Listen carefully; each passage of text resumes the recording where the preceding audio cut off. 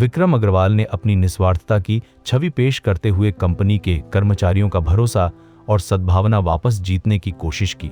वह अच्छी तरह जानता था कि अगर यश ने अचानक कोई प्रोग्राम जोड़ने की इच्छा न जताई होती तो यह सारा तमाशा ही नहीं होता। हालांकि अब उसका यश के साथ विवाद हो चुका था और अपने खुद के फायदे के लिए भी। वह यश के साथ किसी भी प्रकार का सीधा टकराव नहीं चाहता था, कम से कम दूसरों के सामने तो उसे ऐसा दिखाना ही था मानो वह भी यश के साथ अपने रिश्ते को सुधारना चाहता हो। तो उसने अंतिम फैसला सुनाते हुए कहा, किसी को कोई ऐतराज तो नहीं है ना?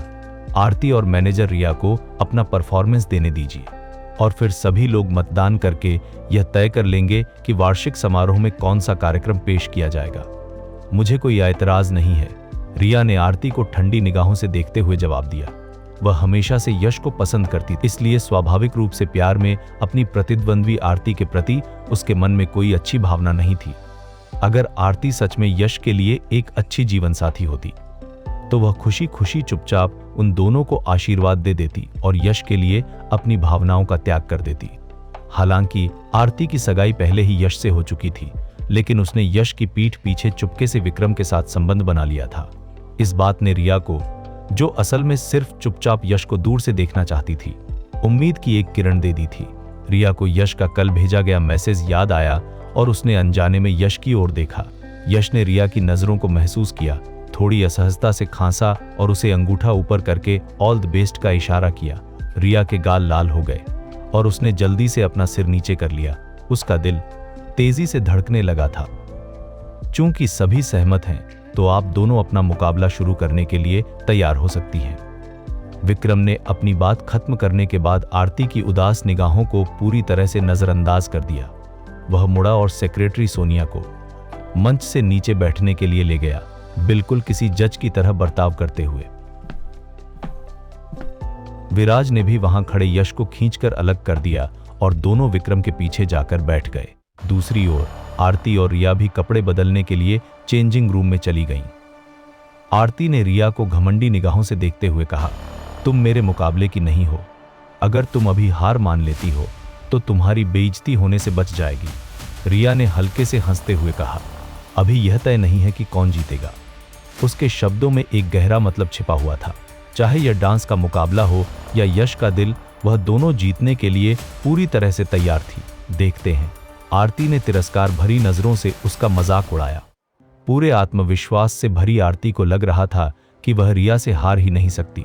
अपनी काबिलियत के दम पर वह किसी भी निष्पक्ष मुकाबले में रिया को आसानी से हरा सकती थी।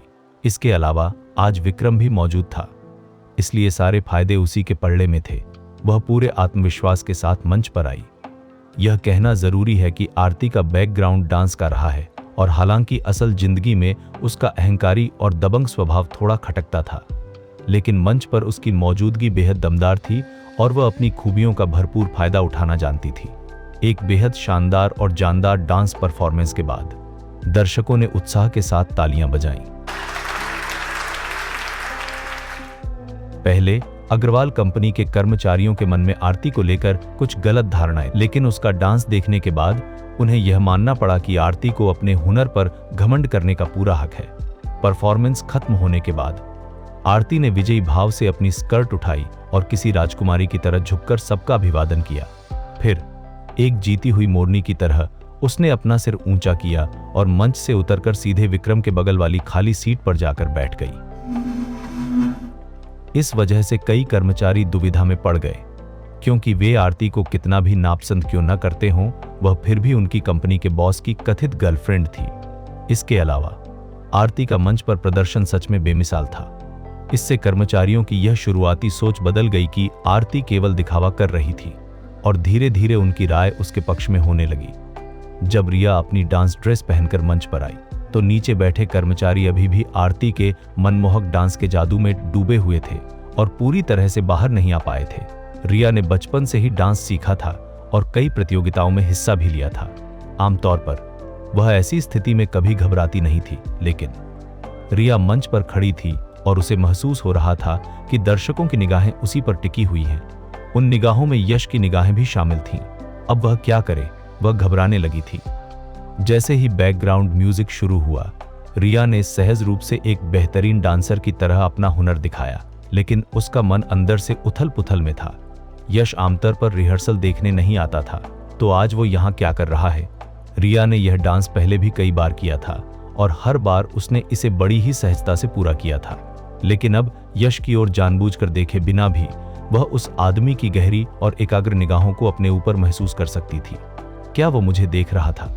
ऐसा लग रहा है जैसे वह बस मेरी ही तरफ देख रहा है। वह सच में मेरी तरफ ही देख रहा है। रिया का ध्यान एक पल के लिए भटक गया और उसका जंप गड़बड़ा गया, जिससे वो अपना संतुलन खो बैठी और बुरी तरह से जमीन पर गिर गई। मंच के नीचे बैठे लोगों के बीच एक हल्की सी चीख और सुगबुगाहट फैल गई।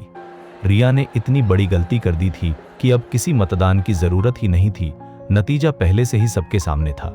आरती ने मजाक उड़ाते हुए खुशी से हंसकर कहा, क्या इसने डांस नहीं सीखा था? यह इतनी बड़ी गलती कैसे कर सकती है? विक्रम, अगर तुमने इसे मंच पर जाने दिया तो यह तुम्हारी कंपनी को सबके सामने जरूर शर्मिंदा करेगी। रिया का चेहरा शर्म से पीला पड़ गया और उसने अपने दांत पीस लिए। इतनी बड़ी गलती हो जाने के बाद इस मुकाबले को आगे जारी रखने की कोई जरूरत नहीं बची थी, लेकिन रिया के स्वाभिमान और आत्मसम्मान ने उसे इतनी जल्दी हार नहीं मानने दी। इसलिए उसने ऐसा व्यवहार किया मानो कुछ हुआ ही न हो, और वह उठी और पूरे गाने के खत्म होने तक अपना डांस पूरा करती रही। परफॉर्मेंस के बाद दर्शकों की ओर से तालियों की गड़गड़ाहट गूंज उठी, लेकिन हर कोई जानता था कि ये तालियां केवल रिया की हिम्मत और उसके प्रति सहानुभूति के कारण बज रही थी, क्योंकि मुकाबला तो वह पहले ही हार चुकी थी। यह क्या हो गया? पिछली रिहर्सल में तो मैनेजर रिया का परफॉर्मेंस बहुत ही शानदार था। हाँ, अगर वह वार्षिक समारोह में बिना गिरे यह डांस करती तो यकीनन सब हैरान रह जाते। कितने अफसोस की बात है, क्या वह बहुत ज्यादा घबरा गई थी? आखिरकार आरती जैसी बेहतरीन डांसर से मुकाबला करते समय घबरा जाना तो स्वाभाविक ही है ना? आरती का स्वभाव भले ही थोड़ा दबंग है, लेकिन उसका डांस सच में बेमिसाल था। यह रिहर्सल हॉल असल में एक कॉन्फ्रेंस हॉल था, जिसे कुछ समय के लिए बदल दिया गया था। मंच के नीचे की कुर्सियां मंच के बहुत करीब थीं, इसलिए रिया को स्वाभाविक रूप से नीचे बैठे कर्मचारियों की सारी बातें साफ सुनाई दे रही थीं। उसने अपना सिर नीचे झुका लिया। उसके होठों पर एक कड़वी सी मुस्कान थी। वह फिर से हार गई थी। उसे हारने का कोई डर नहीं था, लेकिन वह आरती से बिल्कुल नहीं हारना चाहती थी। यश भी अब उससे बहुत निराश हो गया होगा, है ना? रिया में यश की ओर देखने की हिम्मत ही कुर्छिलो, क्योंकि उसे डर था कि कहीं उसे उस आदमी की नजरों में अपने लिए निराशा और घृणा न दिख जाए। हालांकि मंच के नीचे बैठा यश रिया को ही बड़े ध्यान से देख रहा था। उसने पहले सोचा था कि रिया एक बहुत ही नाजुक और कमजोर लड़की है, लेकिन रिया के इतनी बड़ी गलती करने और गिरने के बाद भी उसने हार नहीं मानी और अपना डांस पूरा किया। इस बात ने यश को उस लड़की के बारे में एक नई समझ दी जिसे वह कॉलेज के दिनों से जानता था। शायद रिया उतनी उबाऊ नहीं थी जितना उसने हमेशा सोचा था, या शायद उन दोनों को कभी एक दूसरे को ठीक से जानने का मौका ही नहीं मिला था। हालांकि यश को अभी भी रिया में कोई खास दिलचस्पी नहीं थी, लेकिन वह अपनी तरफ से एक कदम आगे बढ़कर एक दूसरे को एक मौका जरूर देना चाहता था। क्या अब भी किसी मतदान की जरूरत है? नतीजा तो सबके सामने साफ है ना। जब लोग रिया के लिए सहानुभूति जता रहे थे, तभी आरती एक जीती हुई मोरनी की तरह घमंड से चलती हुई एडमिन मैनेजर के पास गई। हालांकि जैसे ही आरती ने अपने विजयी अंदाज में अपनी बात खत्म की, 1 मिनट रुकिए, क्या अभी भी कोई ऐसा कार्यक्रम है जिसे मंजूरी नहीं मिली है? विराज अचानक खड़ा हो गया और बोला, नियम के हिसाब से प्रेसिडेंट यश के कार्यक्रम की भी समीक्षा होनी चाहिए। हम सिर्फ इसलिए अपवाद नहीं बना सकते क्योंकि वह कंपनी के शेयरधारक हैं। यह एडमिन मैनेजर हिचकिचाया और मन ही मन उसने विराज के सारे खानदान को कोसते हुए गालियां दी। क्या शेयरधारकों के लिए कोई अपवाद नहीं होना चाहिए? तुम्हारे लिए यह कहना तो बहुत आसान है। विराज अग्रवाल परिवार का सदस्य है और जाहिर सी बात है कि उसे डरने की कोई जरूरत नहीं है, क्योंकि उसके पास कंपनी के शेयर्स हैं। लेकिन वह तो सिर्फ एक आम कर्मचारी है। उसकी क्या औकात कि वह यश के शो में कोई कमी निकाले? यश ने कहा, कोई बात नहीं, चलिए प्रक्रिया का पालन करते हैं। दूसरी ओर यश पूरी तरह से बेफिक्र लग रहा था और पूरे आत्मविश्वास के साथ मंच की ओर बढ़ गया। हालांकि वह सीधे मंच पर नहीं गया, बल्कि रिया के पास गया और एक सच्चे जेंटलमैन की तरह अपना हाथ आगे बढ़ा दिया। मिस रिया, मेरे शो के लिए एक बैकअप डांसर की जरूरत है। अगर मैं आपको अपने गाने के लिए बैकअप डांसर बनने का निमंत्रण दूं, तो क्या आप इसे स्वीकार करेंगी? क्या? रिया इतनी उत्साहित हो गई कि उससे ठीक से बोला भी नहीं जा रहा था। मिस रिया, क्या आप इसके लिए तैयार नहीं हैं? रिया के हैरान चेहरे को देखकर यश को अनजाने में ही लगा कि वह थोड़ी प्यारी लग रही है। नहीं, मेरा मतलब वह नहीं है। रिया को लगा कि वह अपनी बात ठीक से समझा नहीं पा रही है, इसलिए अपनी सहमति जताने के लिए उसने बार बार अपना सिर हिलाने के अलावा और कुछ नहीं किया। विराज ने यश और रिया की बातचीत को बड़ी संतुष्टि से देखा और थोड़ा भावुक हुए बिना नहीं रह सका। उसका असल इरादा तो यश को यह सुझाव देने का था कि वह रिया को अपने साथ परफॉर्मेंस के लिए बुलाए, लेकिन उसे यह बिल्कुल उम्मीद नहीं थी कि यश ने बिना किसी के सिखाए ही खुद यह दांव चल दिया था। वह जो दोनों के बीच कड़ी का काम कर रहा था, इस साफ प्रगति को देखकर बहुत खुश हुआ और ताली बजाने में सबसे आगे रहा। इसके बाद मैं आप सभी के लिए एक गाना गाऊंगा, फॉलिंग स्नो। यश ने रिया को इशारा करके आमंत्रित किया और फिर हाथ में माइक्रोफोन लेकर मंच पर चला गया। कुछ ही देर में संगीत शुरू हो गया और यश की मनमोहक आवाज दर्शकों के कानों में गूंज उठी। यह गीत यश ने अपने पिछले जन्म में तब लिखा था जब उसकी किस्मत उसका साथ नहीं दे रही थी, इसलिए जाहिर था कि इसकी धुन में थोड़ी उदासी छुपी हुई थी। हालांकि इस जन्म में यश ने इसमें कुछ छोटे मोटे बदलाव कर दिए थे, जिससे वह उदासी कम हो गई थी और उसमें अपना खोया हुआ मुकाम वापस पाने का एक नया जज्बा जुड़ गया था। रिया वैसे तो बैले डांस करती थी, लेकिन यश की संगीत शैली को देखते हुए उसने उस पल के लिए मॉडर्न डांस का तरीका अपना लिया।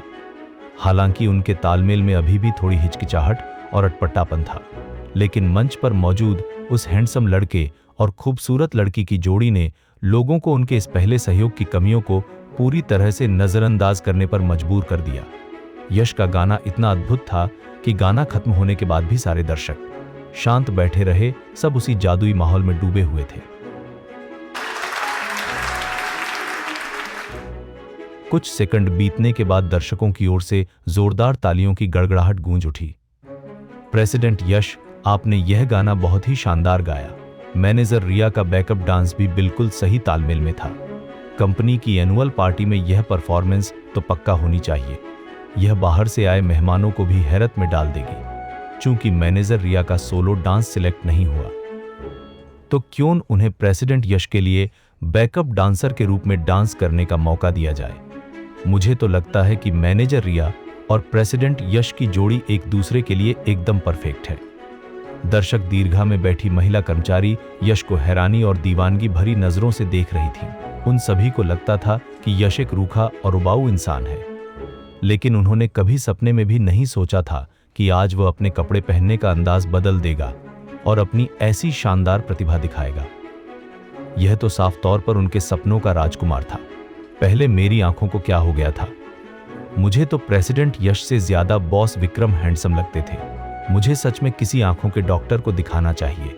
हाँ, मैं बॉस विक्रम को किसी नॉवेल के दबंग सीईओ की तरह समझती थी। अब मुड़कर देखती हूं तो लगता है कि मुझे सच में बहुत बड़ी गलतफहमी थी। चुप रहो, अपनी आवाज थोड़ी धीमी रखो, कहीं बॉस ने सुन लिया तो आफत आ जाएगी। हालांकि विक्रम ने कर्मचारियों के बीच हो रही इस फुसफुसाहट को सुन लिया था। उसने ऊपर से तो ऐसे दिखाया जैसे उसे कोई फर्क नहीं पड़ता, लेकिन अंदर ही अंदर वह गुस्से से उबल रहा था। जब लोग उसकी तुलना यश से करते थे तो उसे बहुत बुरा लगता था। कॉलेज के दिनों में वह यश के किसी चमचे की तरह हुआ करता था, जिसकी कोई खास अहमियत नहीं थी और जो बिल्कुल साधारण सा था। आखिरकार ग्रेजुएशन पूरी करने के बाद उसने कंपनी में असली ताकत हासिल कर ली, जबकि यश ने सिर्फ प्रॉफिट का हिस्सा लेते हुए अपनी जिंदगी आराम से बिताई। तभी जाकर उसे यश पर खुद के बेहतर होने का एहसास हुआ था। लेकिन इससे पहले कि वह चैन के कुछ दिन बिता पाता, यश ने उसकी उस शानदार छवि को पूरी तरह से बर्बाद कर दिया जिसे उसने इतनी मेहनत से बनाया था। नहीं, उसे कोई न कोई रास्ता निकालना ही होगा। वह किसी भी कीमत पर उन पुराने दिनों की स्थिति में वापस नहीं जा सकता। जैसे ही वह यश के कार्यक्रम को रद्द करने के लिए कोई बहाना ढूंढने की सोच ही रहा था कि आरती पहले ही यश से भिड़ने के लिए उसके पास पहुंच गई। यश, तुम्हारी इस हरकत का क्या मतलब है? किस हरकत का मतलब? आरती को देखते ही यश को अचानक लगा कि यह लड़की, जिसे वह 10 सालों से भी ज्यादा समय से पसंद करता था, आज उसे बिल्कुल अजनबी सी लग रही थी। तुमने उस देहाती लड़की को अपने साथ डांस क्यों करने दिया? क्या तुम मुझे चिढ़ाने के लिए जानबूझकर ऐसा कर रहे हो? इससे पहले कि आरती रिया के खिलाफ अपनी जीत पर घमंड कर पाती, वह एक बार फिर अपनी प्रतिद्वंद्वी के सामने फीकी पड़ गई थी और अब वह अपना सारा गुस्सा यश पर निकाल रही थी।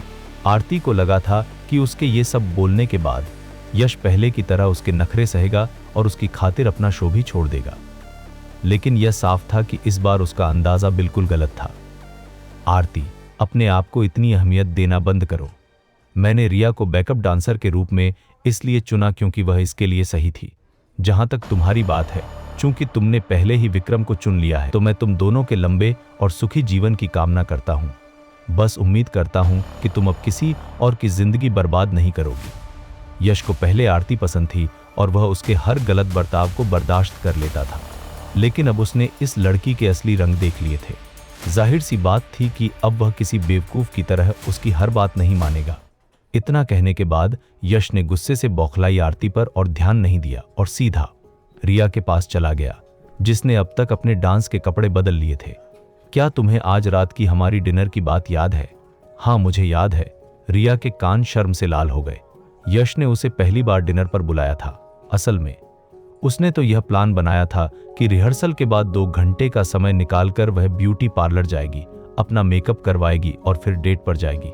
ठीक है, फिर मैं काम खत्म होने के बाद अंडरग्राउंड पार्किंग में तुम्हारा इंतजार करूंगा। ठीक है, रिया ने मन ही मन एक आह भरी।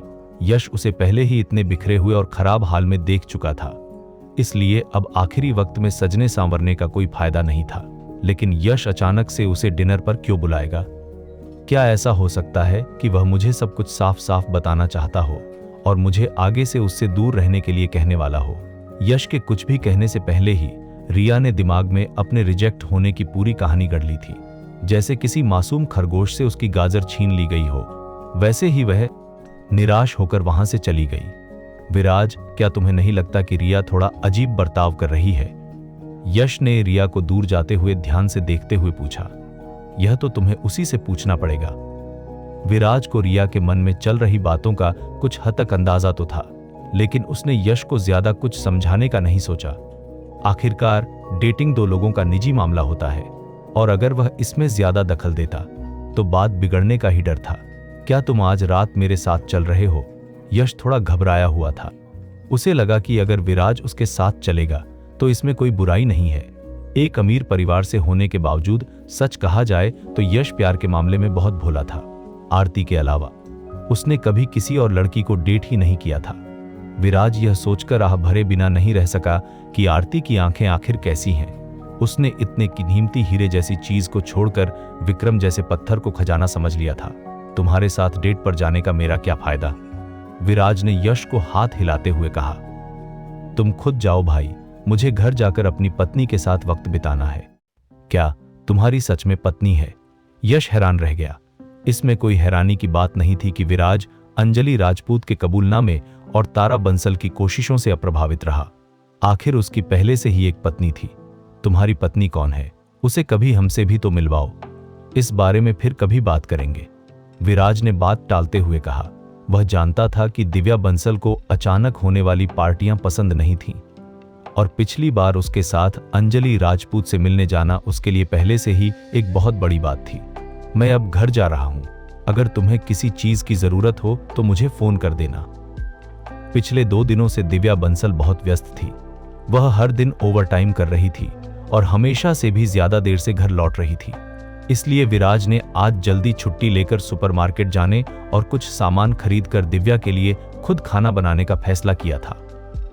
विराज ने सुपरमार्केट से बहुत सारी ताजी सब्जियां खरीदी और मुंबई की एक मशहूर ऑनलाइन मिठाई की दुकान से केसर पिस्ता केक का एक डिब्बा भी लिया। पिछली बार गुलाब वाले केक थोड़े ज्यादा मीठे लग रहे थे, इसलिए इस बार विराज ने थोड़े कम मीठे स्वाद वाले केक चुने। जैसे ही उसने अपनी कार पार्क की और सामान से भरे बैग लेकर बंसल विला में प्रवेश किया, उसने पाया कि वहां बिल्कुल शांति और सन्नाटा था। यहां तक कि जब दिव्या घर नहीं आती थी तब भी विला में हमेशा सुरक्षा गार्ड और नौकर ड्यूटी पर रहते थे। लेकिन जब से विराज लौटा था उसे एक भी इंसान दिखाई नहीं दिया था। क्या ऐसा हो सकता है कि दिव्या ने घर के सारे नौकरों को एक दिन की छुट्टी दे दी हो? विराज ने पहले रसोई में सामान रखा, फिर थोड़ी देर सोचा और केसर पिस्ता केक का डिब्बा उठा लिया। उसने अपना फोन निकाला और दिव्या को फोन करके पूछने का इरादा किया कि आखिर बात क्या है। हालांकि दिव्या का नंबर डायल करने के बाद उसे एक ठंडी इलेक्ट्रॉनिक आवाज सुनाई दी। हेलो, आपने जिस नंबर पर कॉल किया है वो अभी उपलब्ध नहीं है, कृपया कुछ समय बाद प्रयास करें। क्या मेरे फोन में नेटवर्क नहीं आ रहा है या दिव्या के वहां नेटवर्क खराब है? विराज ने माथा सिकोड़ा और एक और कॉल करने के लिए लिविंग रूम की तरफ जाना चाहा, लेकिन जैसे ही वह रसोई से बाहर निकला उसे अचानक हवा में खून की हल्की सी गंध महसूस हुई। अपने पिछले जीवन के अनुभवों के कारण विराज बहुत ज्यादा सतर्क था। उसकी अंतरात्मा ने उसे बता दिया था कि खून की यह तेज गंध तभी आती है जब किसी इंसान का बहुत अधिक खून बह गया हो। विराज का दिल बैठ गया। क्या ऐसा हो सकता है कि लुटेरे विला में घुस गए हों? उसने अपनी सांस रोक ली, अपने कदमों को बहुत धीमा कर लिया और खून की बदबू कहां से आ रही है यह खोजने लगा। अंत में उसे पता चला कि खून की वह गंध तहखाने से आ रही थी। विराज को हमेशा से पता था कि विला में एक तहखाना है, लेकिन अपने पिछले जीवन में दिव्या ने उसे वहां नीचे जाने से साफ मना किया हुआ था। उस समय वह और दिव्या पानी और तेल की तरह थे, इसलिए स्वाभाविक रूप से उसे इस बात की कोई उत्सुकता नहीं थी कि उस रहस्यमयी तहखाने में क्या राज छिपे हैं। हालांकि अब वह तहखाने की सीढ़ियों के पास खड़ा था। खून की दुर्गंध और ठंडी हवा का सामना करते हुए उसका दिल बेतहाशा धड़क रहा था, मानो अभी उसके गले से बाहर निकल आएगा। क्या सच में कुछ अनहोनी हो गई है? विराज के मन में सबसे पहला विचार यही आया कि दिव्या ने तहखाने में बड़ी मात्रा में नकदी और गहने छिपा रखे होंगे और विला के नौकरों ने दबाव या लालच में आकर लुटेरों को तहखाने तक पहुंचा दिया होगा। अगर दिव्या वापस आ गई होगी तो वह भी शायद। पैसा मिलने के बाद लुटेरों का इरादा लाजिमी तौर पर गवाहों को मारना और उनका मुंह बंद करना होगा। यही कारण था कि खून की इतनी तेज गंध आ रही थी। विराज ने अंधेरे प्रवेश द्वार पर एक नजर डाली, एक गहरी सांस ली, मुड़ा और एक चाकू लेने के लिए रसोई में वापस गया, फिर चुपचाप लौट आया। उसे नीचे क्या हो रहा था इसका बिल्कुल अंदाजा नहीं था और उसने जल्दबाजी में पुलिस को फोन करने की हिम्मत भी नहीं की। दिव्या के लिए उसकी चिंता ने उसे एक पल के लिए खतरे को भुला दिया और वह दबे पांव सीढ़ियों से नीचे उतरने लगा।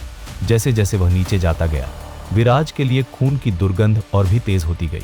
कुछ ही देर में खून की उस तेज और घिनौनी गंध ने विराज को अपना मुंह नाक कसकर ढंकने पर मजबूर कर दिया, वरना उसे डर था कि वह कहीं उल्टी न कर दे।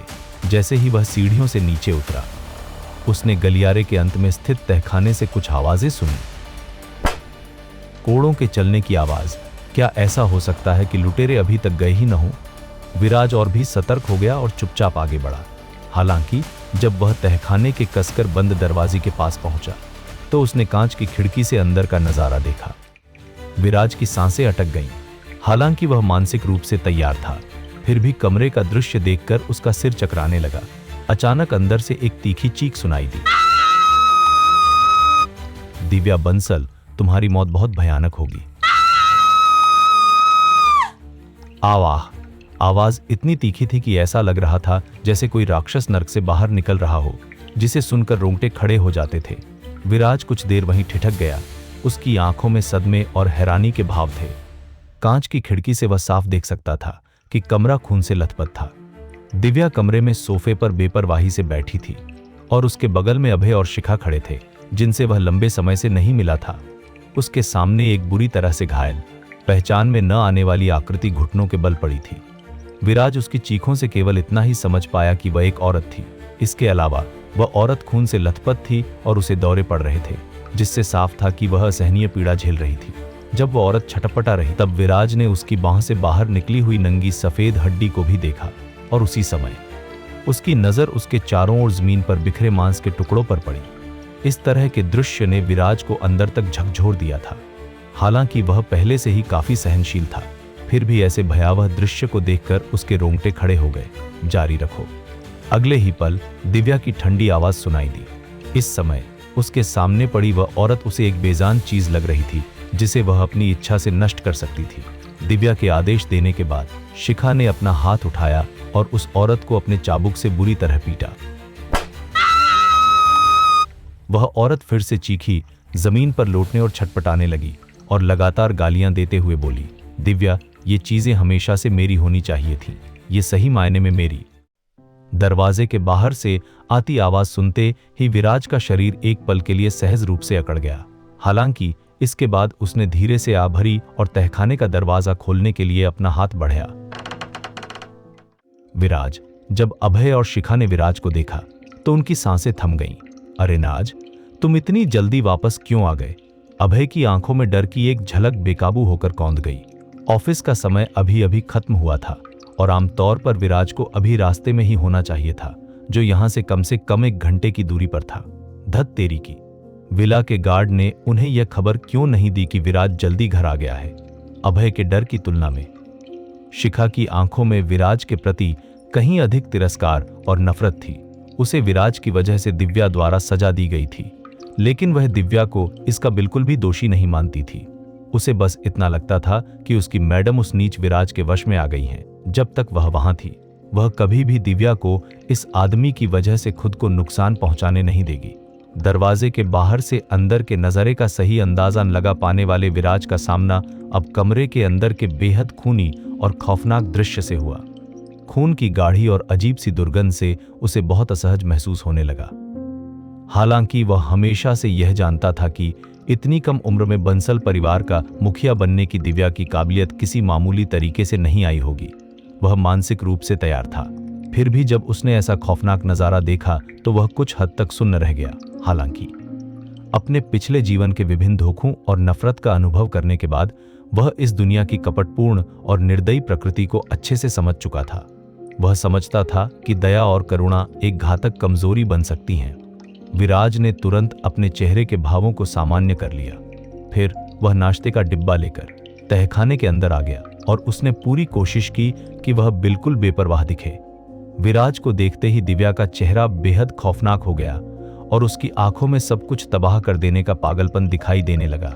वह शुरू में विराज को अपने से दूर रखना चाहती थी, लेकिन विराज ने ही उसे उम्मीद दी थी। अगर विराज यह सब देखकर अब पीछे हट गया तो वह सच में अपने अंदर के पागलपन को काबू नहीं कर पाएगी। हालांकि ठीक उसी समय जब दिव्या विराज की नफरत और तिरस्कार का सामना करने के लिए पूरी तरह से तैयार थी, तभी विराज ने उसके सामने मिठाई का डिब्बा लहराते हुए बहुत ही प्यार से पूछा, पत्नी जी, क्या तुम केसर पिस्ता केक खाना चाहोगी? क्या तुम केसर पिस्ता केक खाना चाहोगी? दिव्या, जो आमतौर पर इतनी शांत रहती थी कि लगभग पत्थर दिल लगती थी, वह भी इस सवाल पर एक पल के लिए सुन्न रह गई। अगले ही पल उसने अचानक विराज की ओर देखा। उसे बेहद हैरानी हुई कि विराज के चेहरे पर नफरत या डर का कोई नामो निशान नहीं था। धीरे धीरे दिव्या की आंखों में जमी वह खौफनाक बर्फ पिघलती हुई महसूस होने लगी। क्या हुआ?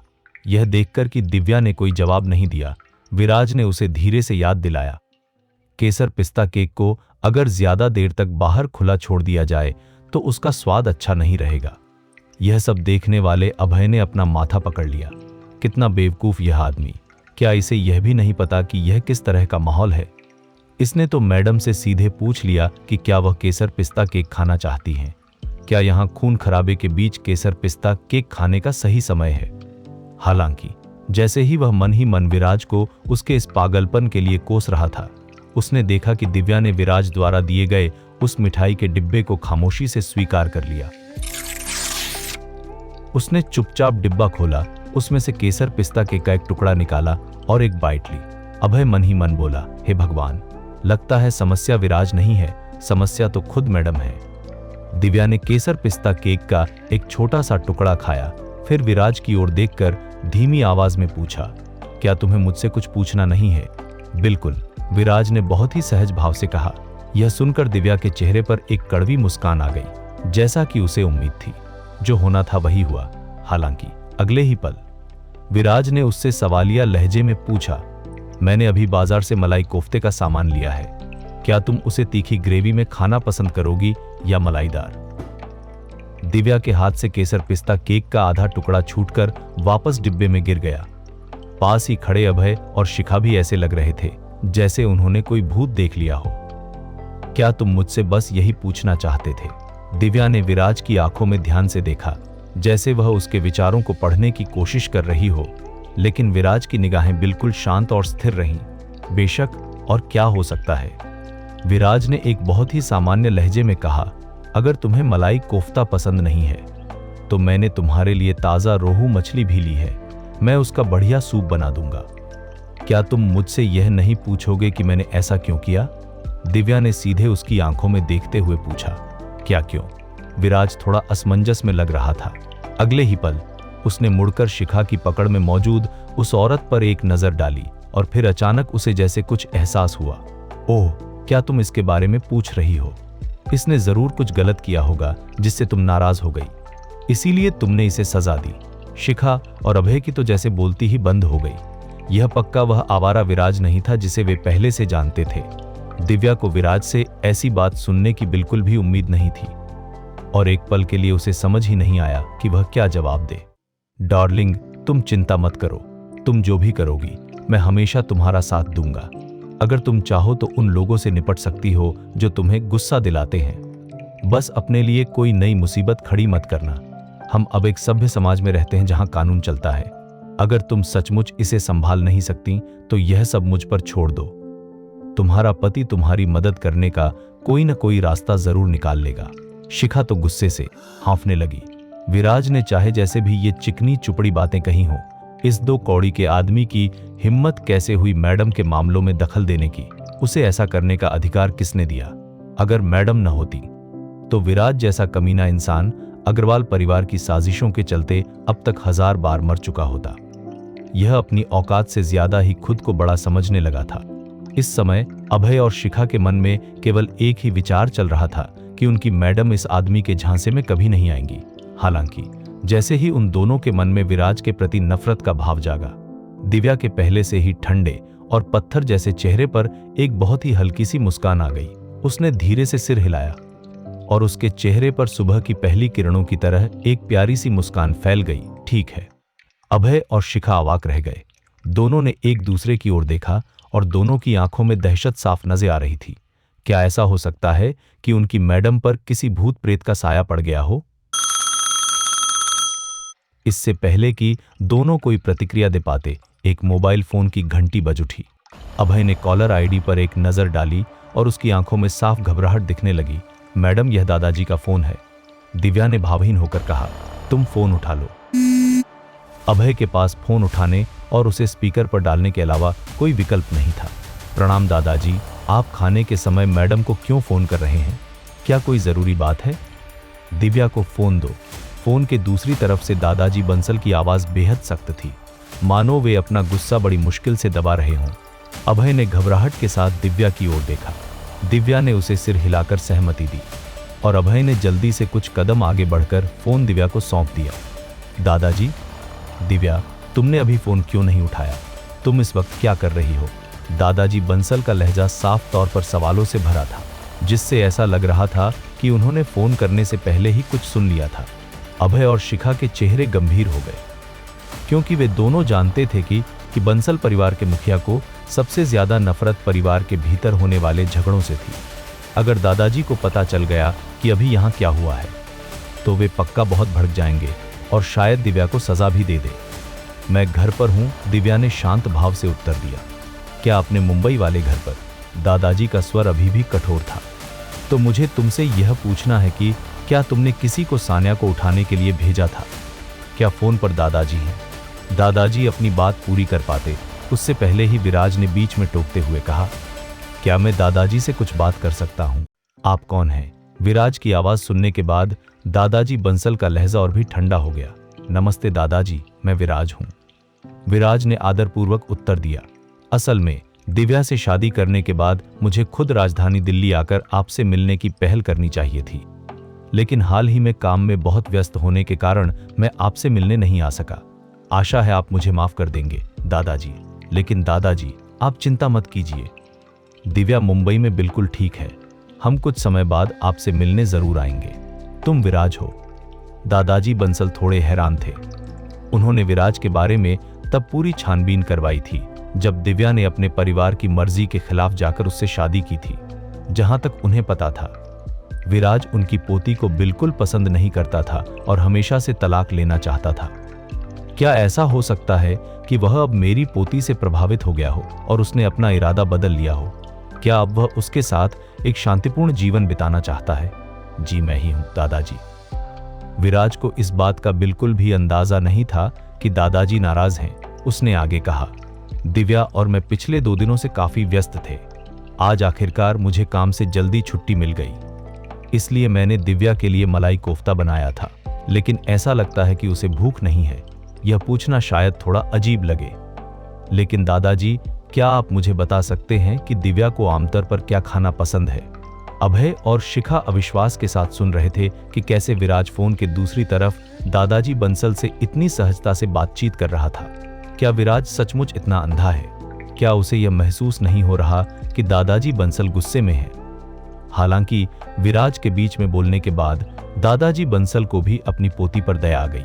जब उन्होंने सुना कि दिव्या की भूख कम हो गई है तो वे अपने फोन करने का असली मकसद ही भूल गए।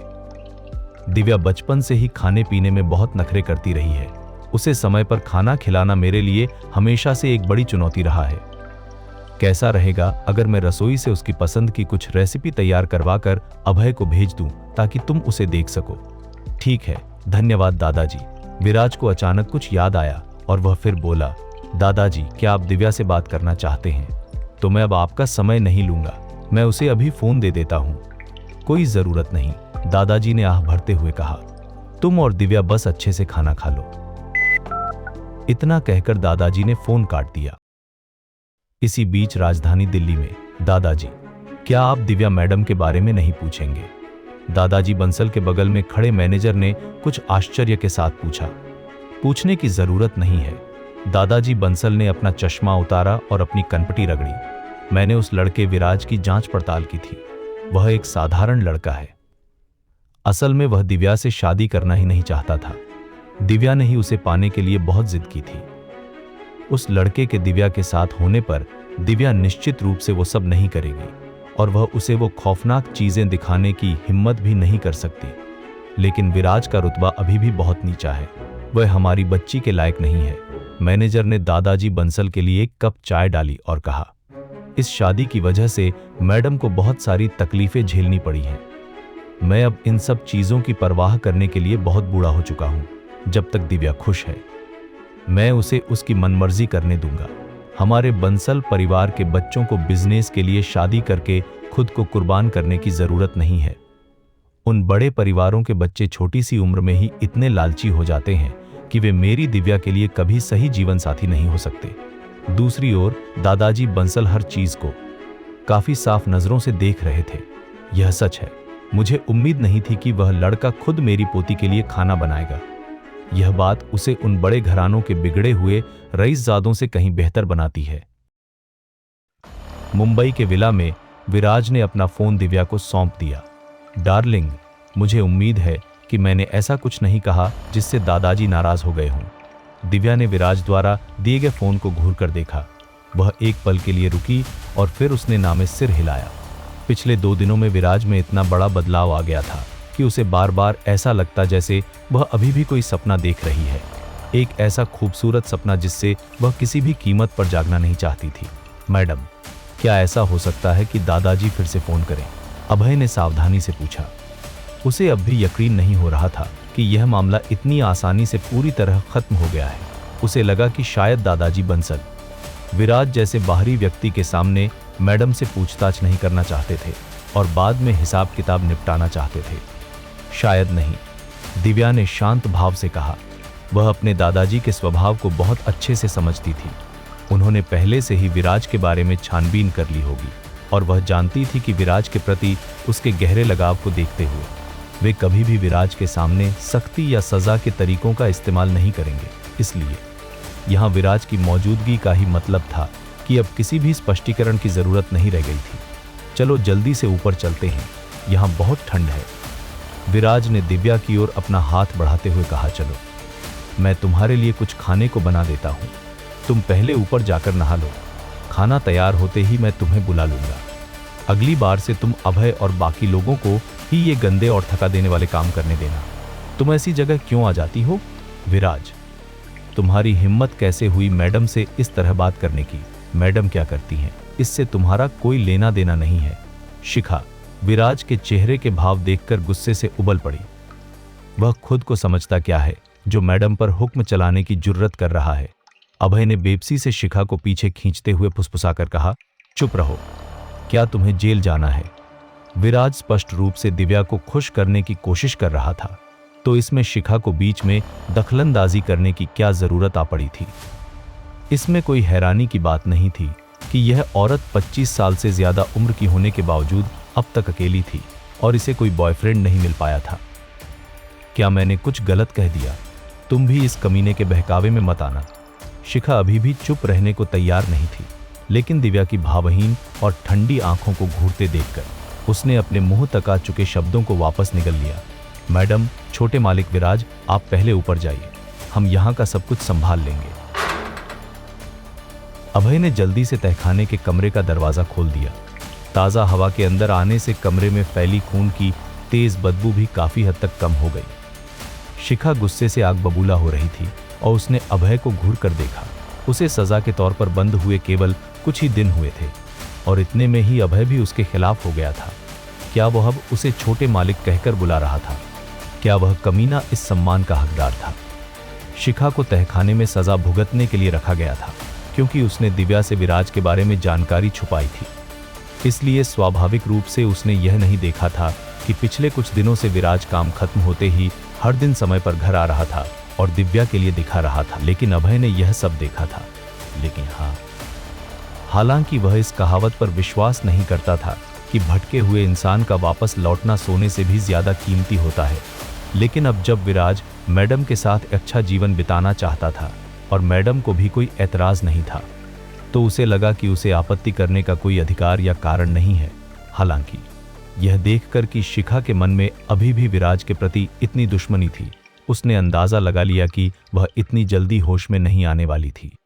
अगर वह इसे नहीं समझ पाई तो भी कोई बात नहीं थी। अभय को बस यही उम्मीद थी कि वह मैडम की इच्छाओं का विरोध करने की अपनी बेवकूफ़ी को छोड़ देगी। वो अभी मरने के लिए तैयार नहीं था और न ही हर कुछ दिनों में सजा भुगतना चाहता था।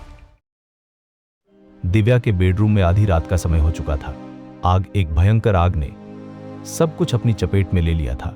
दिव्या को अपनी त्वचा पर उस आग की झुलसा देने वाली गर्मी का साफ एहसास हो रहा था।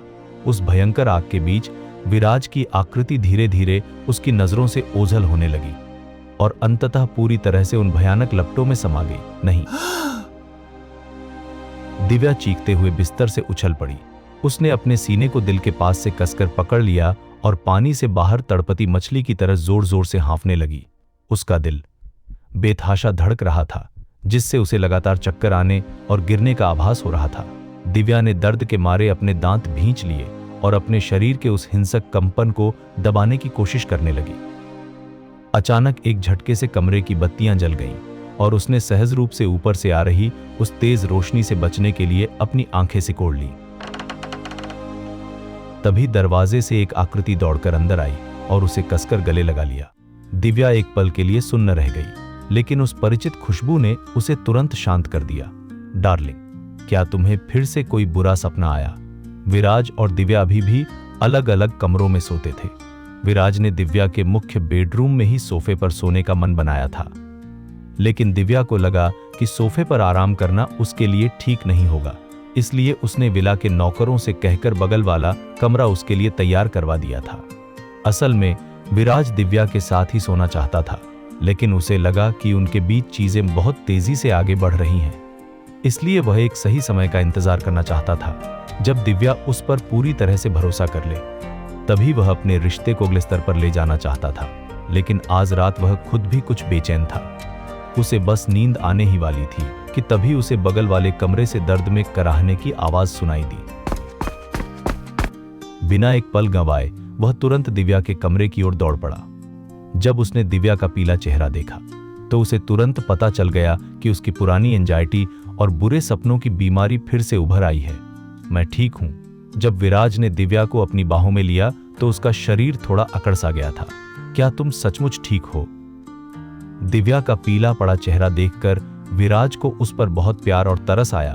फिर भी उसने हल्का सा मुस्कुराते हुए मज़किया अंदाज में कहा, अगर तुम डरी हुई हो तो मैं आज रात तुम्हारे साथ सो सकता हूं। जैसे ही विराज ने अपनी बात खत्म की, उसने महसूस किया कि उसकी बाहों में मौजूद वह नाजुक शरीर एक पल के लिए अकड़ गया था। विराज के होंठों पर एक हल्की सी मुस्कान तैर गई और उसने दिव्या को और भी कसकर अपने सीने से लगा लिया। क्या तुम्हें मुझसे कुछ नहीं पूछना? दिव्या कुछ पलों तक खामोश रही, फिर धीरे से विराज को खुद से थोड़ा दूर करते हुए सीधा उसकी आंखों में देखने लगी। कुछ बातें ऐसी थी जिनका सामना उसे देर सवेर करना ही था। दिन भर इस बात की चिंता में घुलने के बजाय कि उन बातों की वजह से विराज उससे नफरत करने लगेगा, बेहतर यही था कि वह सीधे सीधे सब कुछ साफ कर दे। हालांकि जब उसने तलाक का प्रस्ताव रखा था तब विराज ने उसे छोड़ने से साफ इनकार कर दिया था, इसलिए अब वह भी उसे किसी कीमत पर नहीं छोड़ेगी, भले ही विराज उसे कितना भी निर्दयी या शैतान क्यों न समझे। तुम मुझसे क्या पूछना चाहती हो? विराज ने थोड़ी बेबसी भरे स्वर में पूछा। उसे समझ आ गया था कि उसकी पत्नी अभी भी शाम वाली घटना को लेकर गहरी चिंता में थी और इसी घबराहट की वजह से उसे सोते समय भयानक सपने आ रहे थे। क्या वह सचमुच इतना अविश्वसनीय था? खैर, अपने पिछले जीवन में किए गए सभी बुरे कामों को याद करते हुए उसे अचानक एहसास हुआ कि अगर वह दिव्या की जगह होता तो शायद वो उस पर बिल्कुल भी भरोसा नहीं करता, बल्कि उसे टुकड़े टुकड़े कर देता। यह सब सोचने के बाद उसे लगा कि उसकी प्यारी पत्नी निश्चित रूप से उससे बहुत प्यार करती है। क्या तुम्हें नहीं लगता कि मैं बहुत डरावनी हूं? दिव्या थोड़ी देर रुकी, फिर बेहद शांत स्वर में उसने यह सवाल पूछा। क्योंकि वह मरने लायक था। विराज ने अपने सामने खड़ी दिव्या को फिर से बाहों में भर लिया। इस बार उसकी पकड़ बहुत मजबूत थी, मानो वह दिव्या को हमेशा के लिए अपने वजूद में समा लेना चाहता हो। दिव्या, तुम बिल्कुल भी डरावनी नहीं हो। तुमने वह सब सिर्फ इसलिए किया क्योंकि सामने वाले ने तुम्हारी बर्दाश्त की सारी हदें पार कर दी थी।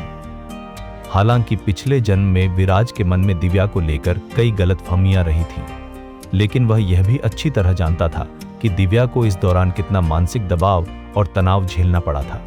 वह हर वक्त ऐसे लोगों से घिरी रहती थी जो उसकी जान लेना चाहते थे और उसकी जगह हथियाना चाहते थे, जिनमें उसके वो लोग भी शामिल थे जो खुद को उसका अपना रिश्तेदार कहते थे। लेकिन तब क्या होगा अगर मैं ही निर्दोषों को नुकसान पहुंचाने वाली बन जाऊं? तो भी मैं हमेशा तुम्हारे साथ ही रहूंगा।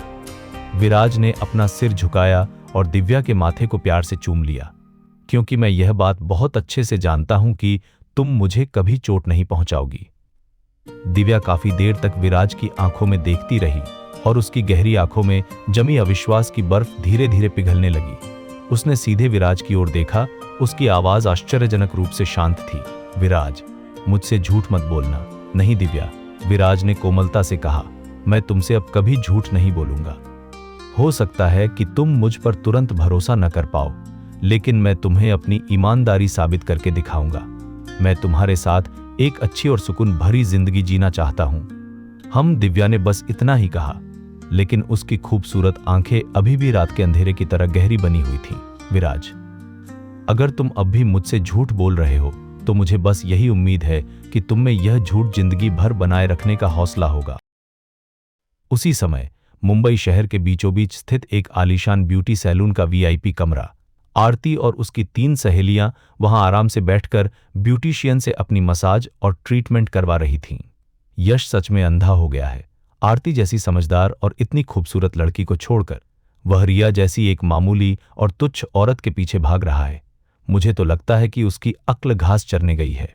असल में वह हमारी आरती का दिल नहीं जीत पाया, इसलिए उसकी जगह भरने के लिए किसी और को ढूंढने की कोशिश की, लेकिन अफसोस उसकी पसंद वाकई बहुत घटिया है। जब उनमें से एक सहेली यह सब कह रही थी, तभी उसे अचानक कुछ याद आया और उसने आरती की ओर देखते हुए पूछा, आरती, मुझे याद है कि तुम्हारे परिवार का यश के परिवार के साथ काफी बड़ा व्यापारिक संबंध है। यश के साथ तुम्हारे इस तरह के मनमुटाव से क्या तुम्हारे बिजनेस पर कोई बुरा असर नहीं पड़ेगा? आरती ने मजाक उड़ाते हुए लहजे में कहा, यश सिर्फ मुझे जलाने और चिढ़ाने के लिए दूसरी औरतों के पीछे भागने का नाटक करता है। हमारे दोनों परिवारों के बीच होने वाले इतने बड़े सौदे और सहयोग के मामले में वह कोई लापरवाही बरतने की हिम्मत भी नहीं कर सकता। यह बात तो सच है। रिया के प्रति उसकी वह दीवानगी महज तुम्हारे सामने नखरे दिखाने की एक चाल भर थी। जब तक वह सचमुच तुमसे सारे रिश्ते खत्म नहीं करना चाहता, तब तक वह तुम दोनों परिवारों के बीच के इस बिजनेस को बिगाड़ने की जुर्रत नहीं करेगा।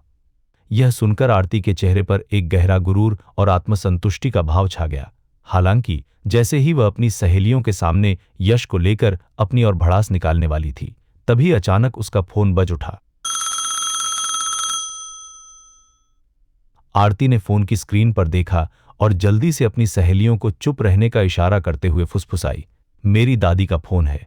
अरे आरती, तो तुम जल्दी से फोन उठाओ, हम सब एकदम चुप रहेंगी। आरती ने अपना फोन उठाया और उस वीआईपी कमरे के थोड़े अंदरूनी हिस्से में चली गई। उसने फोन कान से लगाकर मीठे स्वर में पूछा, हेलो दादी, आपने मुझे इतनी रात गए फोन क्यों किया? सब ठीक तो है ना? आरती के परिवार में सारी सत्ता और कमान अभी भी उसकी दादी के ही हाथों में थी, इसलिए आरती अपनी दादी का बहुत ज्यादा सम्मान करती थी और उनसे डरती भी थी। आरती, मुझे तुमसे कुछ पूछना है। फोन के दूसरी तरफ से एक उम्रदराज लेकिन बेहद रुतबे और अधिकार से भरी आवाज गूंजी, यश के परिवार का पैसा अभी तक हमारे खाते में क्यों नहीं आया?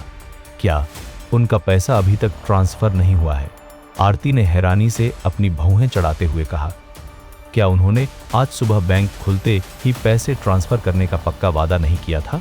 उनके परिवार का कहना है कि उनके खाते में कुछ तकनीकी समस्या आ गई है, उनकी कुछ नकदी फ्रीज कर दी गई है और अब पैसे ट्रांसफर करने में कम से कम 1 हफ्ते का समय और लगेगा, दादी ने सपाट लहजे में बताया।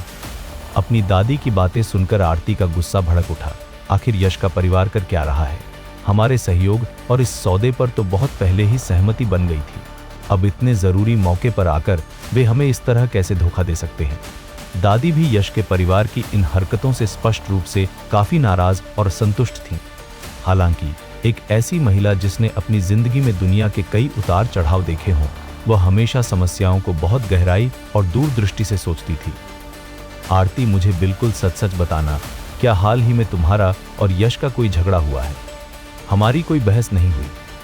आरती को मन ही मन अपनी गलती का एहसास हुआ, लेकिन फिर भी उसने खुद को शांत दिखाने का नाटक करते हुए कहा, मैं और वो बिल्कुल ठीक है बच्ची। यश के सामने हमेशा अपने नखरे मत दिखाया करो, उसके परिवार की हैसियत हमसे किसी भी मायने में कम नहीं है, वह भी अपने घर का लाडला इकलौता वारिस है।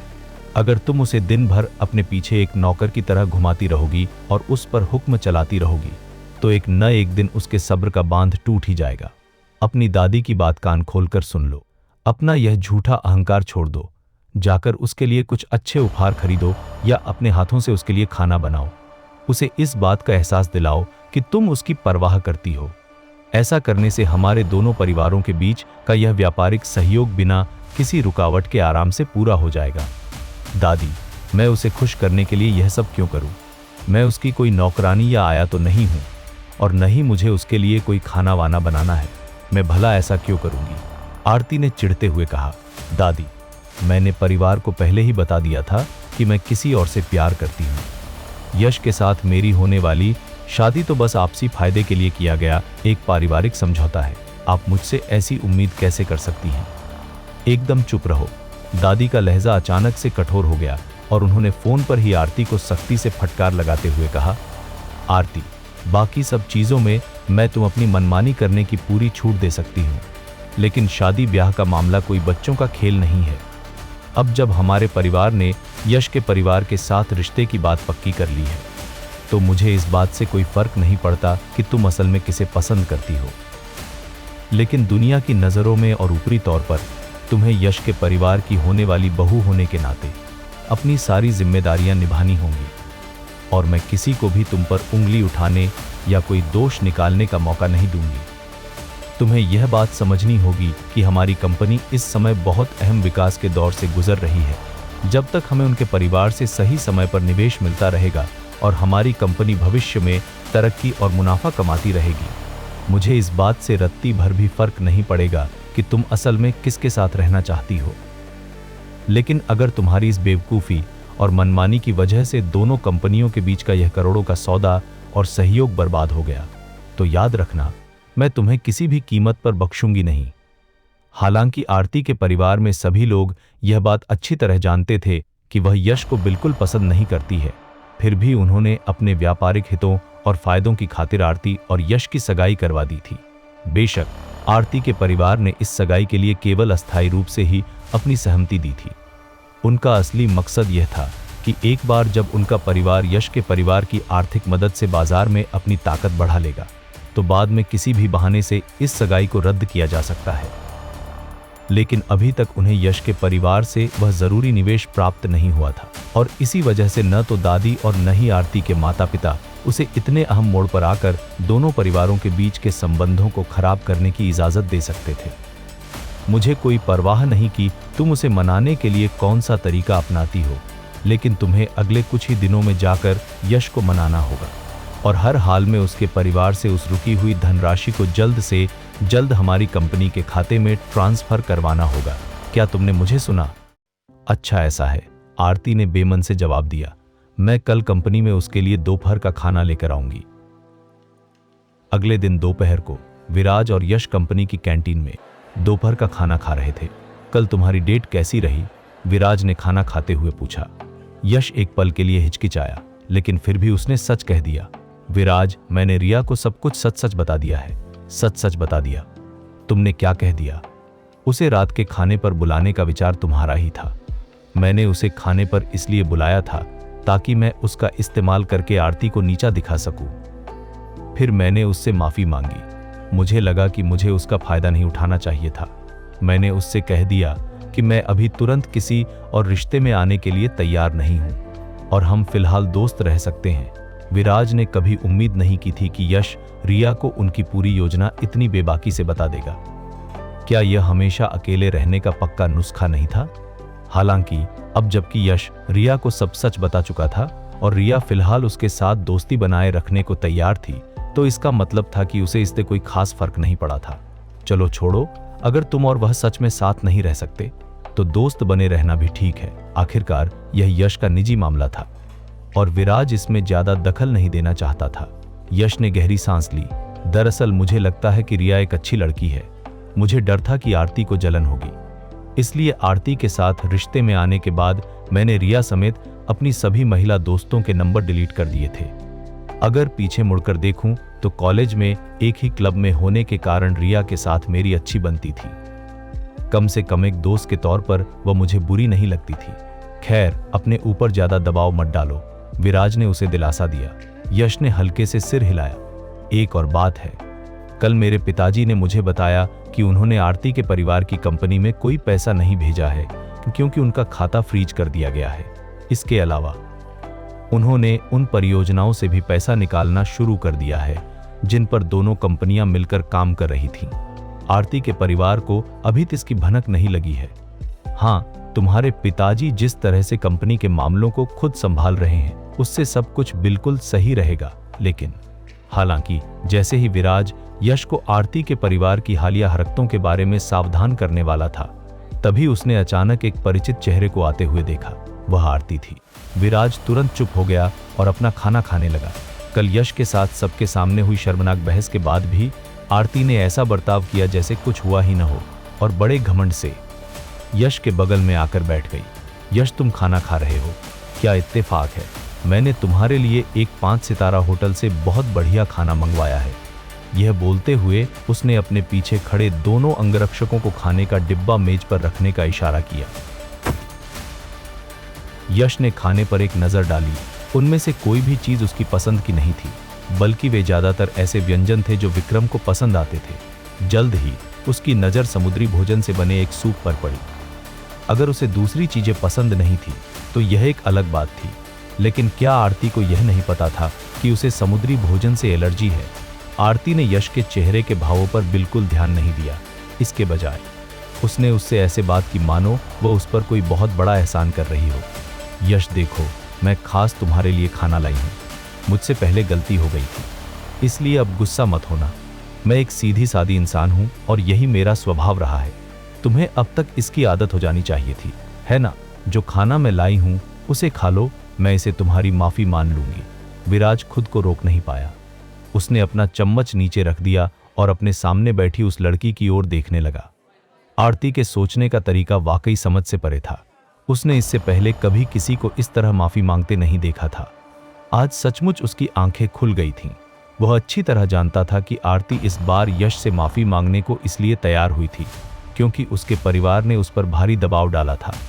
इसीलिए वह बिना मन के अपनी गलती मानने आई थी। बुरी बात यह थी कि यह लड़की यश द्वारा दिए जाने वाले बेतहाशा प्यार और दुलार की इतनी आदी हो चुकी थी। क्या तुमने ये सब खुद बनाए हैं? यश ने अपने सामने खड़ी मुस्कुराती हुई महिला को आश्चर्य से देखा। उसने सोचा था कि रिया जैसी करियर उन्मुख महिला खुद खाना बनाना पसंद नहीं करेगी। जी हाँ, रिया ने शर्माते हुए मुस्कुराते हुए कहा, लेकिन मेरी खाना बनाने की कला बस ठीक ठाक है, कृपया बुरा न माने। तुम मेरे लिए खाना बनाने में इतनी मेहनत करती हो, मैं शिकायत कैसे कर सकता हूं? यश ने खाने की मेज पर नजर डालते हुए मुस्कुराया और पाया कि रिया द्वारा परोसे गए सभी व्यंजन उसके पसंदीदा थे और यहां तक कि फल और मिठाइयां भी उसके स्वाद के अनुरूप थीं। जल्द ही उसकी नजर केसर पिस्ता वाली खास रसमलाई पर पड़ी। उसे आमतौर पर मिठाइयां पसंद नहीं थीं, लेकिन उसे यह रसमलाई बहुत पसंद थी क्योंकि यह एक ऐसी मिठाई थी जो उसकी दादी बचपन में उसके लिए अक्सर बनाया करती थी। जब भी वह उदास होता, उसकी दादी उसे केसर पिस्ता वाली रसमलाई परोसती थी।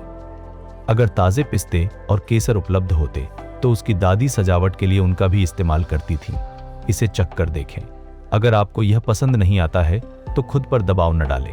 रिया की मधुर आवाज सुनकर यश ने अपनी नजर उस केसर पिस्ता वाली रसमलाई से हटाई और फिर उसकी नजर अन्य व्यंजनों पर पड़ी। तुम्हें कैसे पता चला कि मुझे तंदूरी मटन चॉप्स पसंद है? यश कुछ हैरान होकर बोला। और यह चिली पनीर, यह भी मेरी पसंदीदा चीजों में से एक है। वाह, मैनेजर रिया को तो प्रेसिडेंट यश की पसंद भी पता है। कैंटीन के आसपास घट रहे इस नाटक को चुपचाप देख रहे कर्मचारी यह सुनकर पूरी तरह अविश्वास के भाव से देखने लगे। कुछ लोग तो प्रेसिडेंट यश की मंगेतर होने का दावा भी करते हैं, जबकि उन्हें यह भी नहीं पता कि उन्हें समुद्री भोजन से एलर्जी है।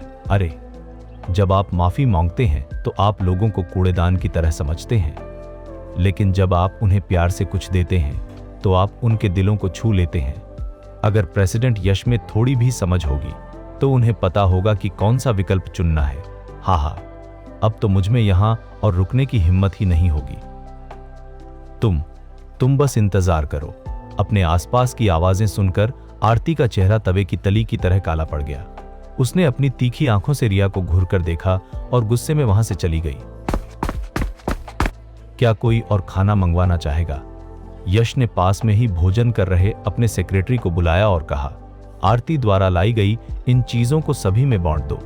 हालांकि ये व्यंजन उसके स्वाद के अनुरूप नहीं थे, लेकिन आखिरकार ये एक 5 सितारा शेफ की रचनाएं थी और भोजन बर्बाद करना शर्मनाक था। धन्यवाद प्रेसिडेंट यश। तो फिर हम औपचारिकता नहीं निभाएंगे।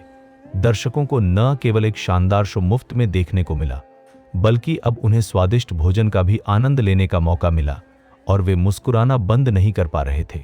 इस समय कई लोगों को लगा कि अफवाहें गलत थी और यश उतना कठोर और तर्कहीन नहीं था जितना कि कंपनी में फैली अफवाहों से पता चलता था। और इनके बारे में क्या? आरती द्वारा लाए गए व्यंजनों को पास के कर्मचारियों में बांटने के बाद सेक्रेटरी ने रिया द्वारा लाए गए प्लेटों और कटोरियों को देखा और एक सवाल पूछा, मैं यह सब पूरा खा सकता हूं? यश ने अपने सेक्रेटरी को संदेह भरी निगाहों से देखा, मानो उसे डर हो कि उसके सामने रखा खाना उससे छीन लिया जाएगा। लेकिन सेक्रेटरी ने असमंजस में मेज की ओर देखा। ये व्यंजन शायद 4 लोगों के लिए भी खत्म करने के लिए बहुत ज्यादा थे।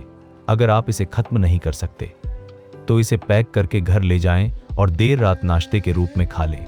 रिया की उम्मीद भरी निगाहों के नीचे यश ने एक चम्मच चिली पनीर उठाया और तुरंत उसे अंगूठा दिखाते हुए कहा, रिया, मुझे कैसे पता नहीं चला कि तुम एक मास्टर शेफ की तरह कुशल हो। अगर तुम कोई रेस्टोरेंट खोलती हो तो मैं निश्चित रूप से हर दिन वहां जाऊंगा। सच में? रिया ने शर्माते हुए अपना सिर नीचे कर लिया। मुझे खुशी है कि आपको यह पसंद आया। मुझे ये बहुत पसंद आया। ये सारे व्यंजन मुझे बहुत अच्छे लगे। खड़ी मत रहो, बैठो और मेरे साथ खाओ। यश ने रिया को बैठने का इशारा किया और फिर पूछा, क्या तुमने यह केसर पिस्ता वाली रसमलाई खुद बनाई है? हम। रिया ने सिर हिलाया और यश से कहा, मुझे याद है जब मैं कॉलेज में थी, मैंने तुम्हें दूसरे सहपाठियों से बात करते हुए सुना था और तुमने बताया था कि तुम्हारी दादी अक्सर तुम्हारे लिए यह बनाती थी। लेकिन मैं यह नहीं कह सकती कि जो मैं बनाती हूं वह उतना ही अच्छा है जितना तुम्हें दुकान में मिलता है। यश ने खाना उठाते हुए थोड़ी देर के लिए रुककर अविश्वास भरी रिया की ओर देखा। क्या हुआ? यश की निगाहों के नीचे रिया को अजीब सा अपराधबोध महसूस हुआ। क्या मुझे अपनी तरफ से इतनी पहल नहीं करनी चाहिए थी? नहीं, यश ने तुरंत समझाया, मुझे बस यह उम्मीद नहीं थी कि तुम्हें मेरी कही हुई कोई बात अब तक याद रहेगी। यदि यश विराज के सुझाव और बदले में वैसा प्यार न कर पाने के अपराधबोध के कारण रिया के साथ डेट पर जाने के लिए राजी हो गया था, लेकिन उस क्षण वह सचमुच भावुक हो गया था। उसे खुद भी याद नहीं था कि उसने कभी अपने सहपाठियों से इसका जिक्र किया था, लेकिन रिया को यह बात याद थी और वह इस मिठाई को बनाना सीखने भी गई थी। तो प्यार किए जाने का एहसास ऐसा होता है। उसे पता चला कि प्यार सिर्फ अंतहीन माफी और समझौतों के बारे में नहीं है, यह इतना रोमांटिक भी हो सकता है। विराज एक पेशेवर पृष्ठभूमि वाले व्यक्ति के रूप में चुपचाप अपना भोजन करता रहा। सार्वजनिक रूप से स्नेह जताने की अनगिनत खुराकें देखने के बाद उसे अचानक इस क्षण अपनी पत्नी की याद आ गई। कार्य दिवस के अंत के करीब विक्रम अग्रवाल ने विराज को अपने ऑफिस में बुलाया। आप क्या चाहते हैं? विक्रम के ऑफिस में प्रवेश करते ही विराज सीधे मुद्दे पर आ गया। विक्रम ने अपनी हमेशा वाली अटल मुस्कान बनाए रखी और बोला, विराज, मैं अब भी तुम्हारा बड़ा भाई हूं। अगर कोई जरूरी बात न हो तो क्या मैं तुम्हें बुला नहीं सकता? अगर कोई जरूरी बात नहीं है तो हमारे पास कहने को कुछ नहीं है। मुझे घर जाकर अपनी पत्नी के साथ समय बिताना है, इसलिए मैं आपका और समय बर्बाद नहीं करूंगा भाई। विराज, क्या तुमने हाल ही में अपने बड़े भाई को गलत समझा है? मैं आरती के बारे में समझा सकता हूं, मुझे वह बिल्कुल पसंद नहीं है और मैंने हमेशा उसे ठुकराया है, लेकिन आखिर वह यश की मंगेतर है। मुझे डर था कि यश को बताने से उसकी बेइज्जती होगी, इसलिए मैंने इसे गुप्त रखा, लेकिन मुझे उम्मीद नहीं थी कि यश फिर भी मुझे गलत समझेगा। गलतफहमी हुई। अगर पुनर्जन्म से पहले का विराज होता तो शायद वह सचमुच इसे एक गलतफहमी समझता, यह मानते हुए कि यश विक्रम को स्पष्टीकरण देने का मौका नहीं दे रहा था। लेकिन अब विराज वह मूर्ख नहीं रहा था जो विक्रम के हाथों पूरी तरह से धोखा खा गया था। इससे पहले कि विक्रम कुछ और कह पाता, उसकी डेस्क पर रखा उसका मोबाइल फोन अचानक बज उठा। विराज ने कॉलर आईडी पर नजर डाली और एक महिला का नाम देखा। उसे नाम कुछ याद आया। वह विक्रम को चाहने वालों में से एक लग रही थी। विराज, कृपया बैठ जाओ, मैं यह कॉल लेने जा रहा हूं। विक्रम के चेहरे के भाव में थोड़ा बदलाव आया और उसने जल्दी से अपना फोन उठाया और ऑफिस की बालकनी में चला गया। उसे जीवन का आनंद लेना आता था। जब उसने अपना ऑफिस चुना था तो उसने विशेष रूप से अपने लिए एक छोटे से बरामदे वाला कमरा आरक्षित किया था। बरामदे में 2 आराम कुर्सी और एक छोटी सी चाय की मेज थी। जब उसके पास कोई काम नहीं होता था तो विक्रम बरामदे में दोपहर की चाय का आनंद लेता था। हालांकि यह स्पष्ट था कि उस बालकनी की ध्वनिरोधक व्यवस्था बहुत अच्छी नहीं थी। यहां तक कि जब विक्रम बात करने के लिए बाहर गया तब भी बीच बीच में उसकी आवाजें अंदर सुनाई दे रही थीं। कब मुझे खेद है, कंपनी इस सप्ताह काफी व्यस्त है और हो सकता है कि मैं तुम्हारे साथ समय बिताने में सक्षम न हो पाऊं। कैसा रहेगा अगर मैं अगले हफ्ते तुम्हारे साथ शॉपिंग करने के लिए समय निकाल लूं? ठीक है। आरती के साथ व्यवहार करते समय विक्रम की प्रतिक्रिया ठंडी थी, लेकिन अब उसका लहजा सौम्य था। यह शायद एक ऐसी मछली है जिसने अभी तक चारा नहीं लिया है। विक्रम स्वार्थी, अवसरवादी और स्पष्ट लक्ष्य वाला व्यक्ति था। वह नई मिली महिलाओं या जिन्हें उसने अभी तक जीता नहीं है, उनके साथ व्यवहार करते समय एक विचारशील और सज्जन व्यक्ति होने का दिखावा कर सकता था। लेकिन आरती जैसी महिलाओं के लिए उसके पास जरा भी धैर्य नहीं था, जो पहले से ही उसके प्रति समर्पित थीं। विराज को अब विक्रम की मीठी मीठी बातों को सुनने में कोई दिलचस्पी नहीं थी और उसने अपना ध्यान उसकी डेस्क पर केंद्रित कर लिया। विक्रम की कंप्यूटर स्क्रीन बंद नहीं हुई और विराज ने स्क्रीन के निचले दाएं कोने में एक व्हाट्सएप संदेश की सूचना देखी। उसने एक बार फिर विक्रम की ओर देखा और पाया कि वह किसी को मनाने के लिए फोन पर बात करने में व्यस्त था और उसने उसे बिल्कुल भी नोटिस नहीं किया था। इसलिए उसने माउस को व्हाट्सएप इंटरफेस पर ले जाकर क्लिक किया। सबसे ऊपर वाले चैट में एक जाना पहचाना नाम था, काव्या बंसल। उन दोनों के बीच की बातचीत देखकर विराज की पुतलियां तेजी से उसने हाँ कर दी। हे भगवान, एक इतनी खूबसूरत लड़की ने मुझे लिमिटेड एडिशन स्पोर्ट्स कार देकर प्रपोज किया है। कोई भी आदमी तो खुशी के मारे बेहोश ही हो जाएगा। आरती के इस शानदार प्रपोजल ने न केवल अग्रवाल ग्रुप के कर्मचारियों का ध्यान खींचा, बल्कि वहां से गुजर रहे कई राहगीर भी रुककर यह नजारा देखने लगे। विक्रम ने बाहर से अपना शांत और शालीन व्यवहार बनाए रखा, लेकिन मन ही मन वह उस बेवकूफ आरती को 1000 गालियां दे रहा था। उनके अफेयर ने पहले ही काफी हलचल मचा रखी थी और आरती अब भी इस तरह से सुर्खियां बटोरना चाहती थी। कितनी बड़ी बेवकूफ है। विक्रम बिल्कुल नहीं चाहता था कि उसकी छवि एक ऐसे इंसान की बने जो दूसरों की गर्लफ्रेंड चुराता है, लेकिन यह लिमिटेड एडिशन स्पोर्ट्स कार सच में ऐसी चीज थी जिसका उसने हमेशा से सपना देखा था। जब विक्रम को पता चला था कि यह दुनिया की सबसे खास लिमिटेड एडिशन स्पोर्ट्स कार बिक्री के लिए आने वाली है, तो उसने एक दोस्त के जरिए पूछताछ भी की थी, लेकिन अंत में उसे कोई मौका नहीं मिल पाया था। अब जब आरती खुद उसे यह कार तोहफे में दे रही थी, तो जाहिर सी बात है कि उसके पास इसे मना करने का कोई कारण ही नहीं था। हालांकि वह इसे ऐसे ही सरेआम स्वीकार नहीं कर सकता था, उसे इसके लिए कोई ठोस और समझदारी भरा बहाना ढूंढना ही था।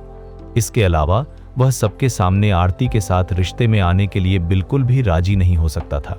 अगर यह बात फैल गई तो वह एक शरीफ और सिंगल लड़के की अपनी छवि कैसे बनाए रख पाएगा। आरती मैडम, आपके इस नेक काम के लिए मैं आपका बहुत आभारी हूं। मैंने तो बस ऐसे ही इसका जिक्र किया था, लेकिन मुझे उम्मीद नहीं थी कि आप मेरी बात को इतनी गंभीरता से लेंगी। मैं सचमुच बहुत भावुक हो गया हूं।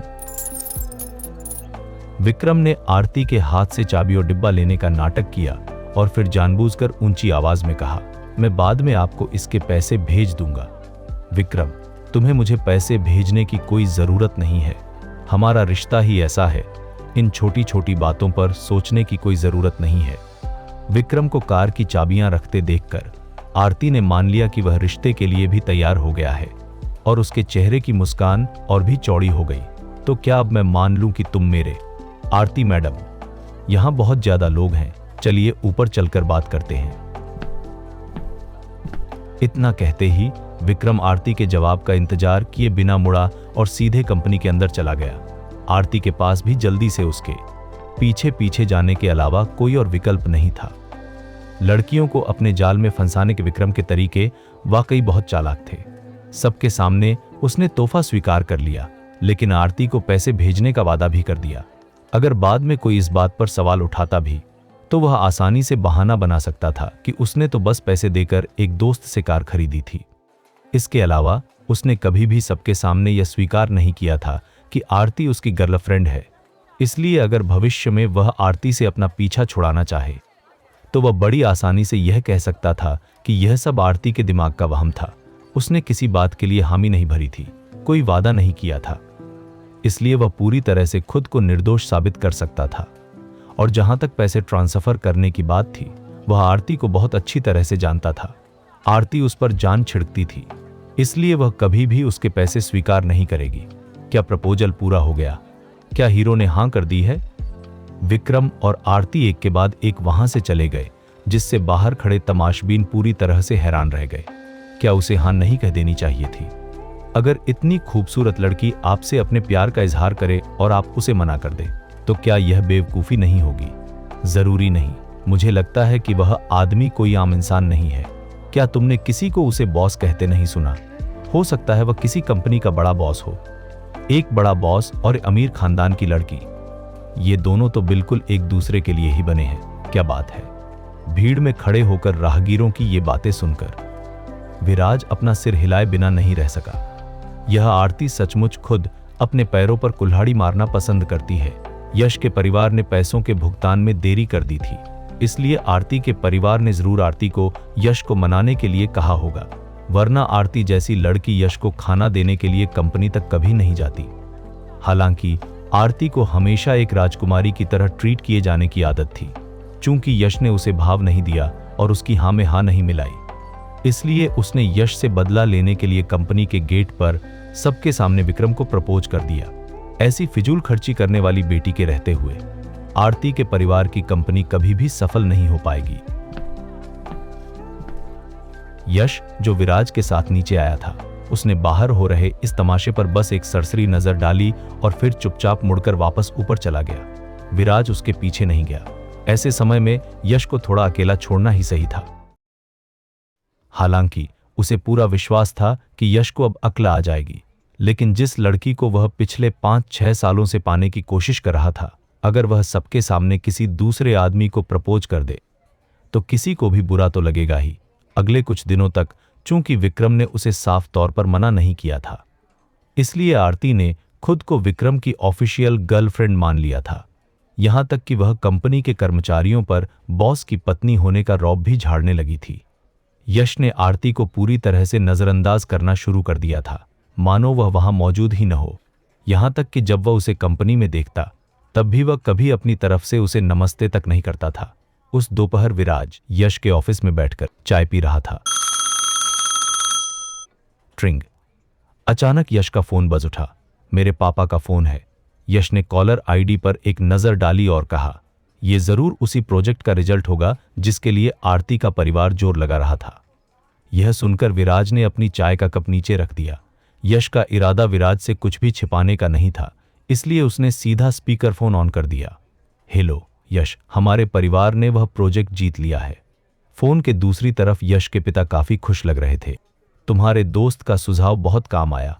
उसकी वजह से हमें एक ऐसी छोटी कंपनी के साथ पार्टनरशिप करने का मौका मिल गया जिसे टेंडर प्रक्रिया में कोई खास फायदा नहीं मिल रहा था, और हमने बड़ी आसानी से आरती के परिवार की कंपनी को हरा दिया। दरअसल यश के परिवार ने शुरुआत में इस प्रोजेक्ट के टेंडर के समय आरती के परिवार के साथ मिलकर काम करने का प्लान बनाया था, इसलिए उन्होंने अपनी तरफ से अलग से आवेदन नहीं किया था। जब तक यश के पिता को आरती के इन कारनामों के बारे में पता चला, तब तक इस टेंडर के लिए रजिस्ट्रेशन कराने का समय निकल चुका था। इसलिए विराज ने यश के पिता को सुझाव दिया था कि वे टेंडर भरने वाली बाकी कंपनियों में से किसी ऐसी छोटी कंपनी को पार्टनरशिप के लिए चुने जिसका बैकग्राउंड ज्यादा मजबूत न हो। इस तरह उस छोटी कंपनी को, जिसके टेंडर जीतने की कोई उम्मीद नहीं थी, यश के परिवार का साथ मिल गया और यश का परिवार भी बड़ी आसानी से वह टेंडर जीतने में कामयाब हो गया। और हाँ यश, मैंने ऑफिशियल तौर पर आरती के साथ तुम्हारी सगाई तोड़ने की घोषणा भी कर दी है। इस बार मुझे सच में तुम्हारे दोस्त का शुक्रिया अदा करना चाहिए। अगर उसने हमें आगाह न किया होता तो तुम्हारी माँ और मुझे अब तक इस सच्चाई के बारे में कुछ पता ही नहीं चलता। विराज के सावधान करने के बाद ही यश के पिता ने सगाई तोड़ने से पहले आरती के परिवार की कंपनी से अपना सारा इन्वेस्टमेंट वापस निकाल लिया था। इसलिए अब अगर दोनों परिवारों के बीच रिश्ते खराब भी होते हैं तो उन्हें कोई बड़ा आर्थिक नुकसान नहीं होगा। जिस वक्त विराज यश और उसके पिता की बातें सुन रहा था, ठीक उसी वक्त ऊपर विक्रम के ऑफिस में आरती विक्रम की बाहों में सिमटकर मोबाइल गेम खेल रही थी। उसे इस बात का जरा सा भी अंदाजा नहीं था कि उसके साथ क्या होने वाला है। आज रात तुम क्या खाना पसंद करोगी? मैं पहले से ही फोन करके टेबल बुक करवा लूंगा। चूंकि आरती ने उसे उसके सपनों की वह limited edition sports car gift की थी, इसलिए विक्रम आजकल उसके साथ बहुत ही प्यार और सम्मान से पेश आ रहा था। हालांकि आरती उसे हर दिन परेशान करती रहती थी, फिर भी विक्रम ने उस पर कोई झल्लाहट नहीं दिखाई। आज मेरा जापानी खाना खाने का मन है। आरती ने ऊपर देखा और विक्रम के गाल को चूमते हुए कहा, डार्लिंग तुम मेरे लिए कितने अच्छे हो। आरती, आज उस प्रोजेक्ट के टेंडर का रिजल्ट आने वाला था जिसमें तुम्हारे परिवार ने हिस्सा लिया है। क्या तुम्हारे घरवालों ने तुम्हें कुछ बताया? विक्रम ने बड़ी सहजता से पूछा। नहीं, लेकिन तुम चिंता मत करो, आरती ने पूरे कॉन्फिडेंस के साथ कहा। बाकी कंपनियों से डरने की कोई जरूरत नहीं है। जब तक हमारे पास पैसों की कमी नहीं है तब तक वह प्रोजेक्ट पक्का हमारा ही होगा। कोई बात नहीं, मुझे बस इस बात की चिंता हो रही थी कि कहीं मेरी वजह से तुम्हारे परिवार और यश के परिवार के बीच कोई अनबन न हो जाए। कहीं ऐसा न हो कि यश गुस्से में आकर अपने माता पिता से कहे कि वे अपना सारा पैसा वापस निकाल ले। उसकी इतनी हिम्मत नहीं है। आरती को पूरा भरोसा था, यश के परिवार और हमारे परिवार के बीच बहुत सारे बिजनेस जुड़े हुए हैं। अगर एक भी चीज इधर उधर हुई तो पूरा मामला बिगड़ जाएगा। यश की बेवकूफी भरी बातों की वजह से उसका परिवार हमारे परिवार से कभी झगड़ा नहीं करेगा। और इसके अलावा यश का परिवार इतने सालों में मुंबई की टॉप 50 कंपनियों में अगर अपनी जगह बना पाया है तो वह पूरी तरह से हमारे परिवार की बदौलत ही है। अगर हमारा परिवार उनका साथ न देता तो आज वे जहां हैं वहां तक कभी पहुंच ही नहीं पाते। शांतनु ने ठंडे लहजे में अपना सिर उठाया और उन पत्रकारों की ओर देखा जो उसके चेहरे पर अपने माइक्रोफोन घुसा रहे थे। उन तस्वीरों को देखकर वह शुरू में बहुत गुस्से में था, लेकिन यह देखकर कि ये पत्रकार एक सावधानीपूर्वक हेरफेर की गई तस्वीर के आधार पर उसके खिलाफ कैसे झूठे आरोप गढ़ सकते हैं, वह अंदर से बिल्कुल शांत हो गया। क्या उसके सामने सच्चाई और गहरे दुख का नाटक करते हुए बोलने वाले ये पत्रकार वास्तव में सच्चाई जानना चाहते थे और पीड़ितों को न्याय दिलाना चाहते थे? नहीं, वे बस उस पर एक नाबालिग के साथ छेड़छाड़ का आरोप लगाना चाहते थे और फिर सनसनीखेज खबर लिखकर सबका ध्यान अपनी ओर खींचना चाहते थे। मैंने वह घिनौना काम नहीं किया है, शांतनु ने अपनी आवाज बुलंद करते हुए जोर देकर कहा।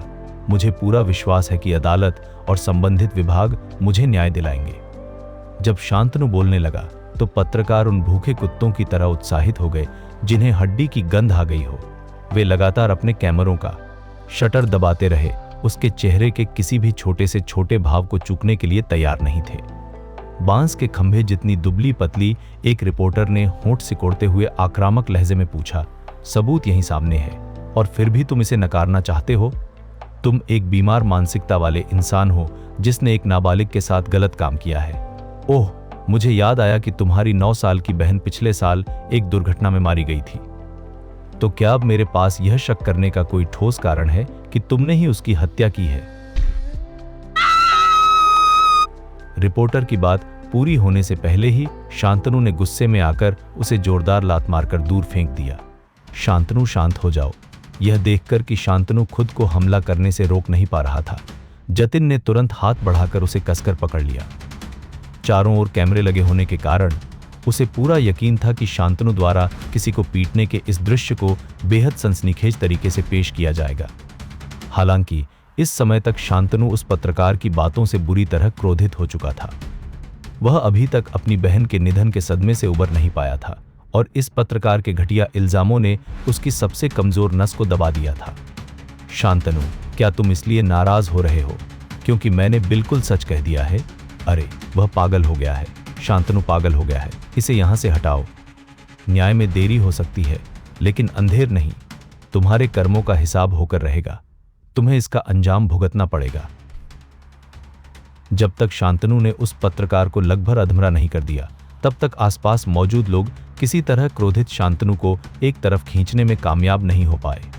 वह पत्रकार जिसे शांतनु ने इतनी बुरी तरह पीटा था कि वह मुश्किल से सांस ले पा रही थी, उसने शांतनु को नफरत और गुस्से से भरी आंखों से देखा। शांतनु, तुम्हें अपने किए का फल देर सवेर भुगतना ही पड़ेगा। तुम एक गिरे हुए इंसान हो और मैं पूरी दुनिया को तुम्हारा घिनौना चेहरा दिखाऊंगी। पत्रकारों के वहां से जाने के बाद शांतनु को विला के अंदर ले जाया गया। शांतनु का चेहरा बिल्कुल भावहीन था।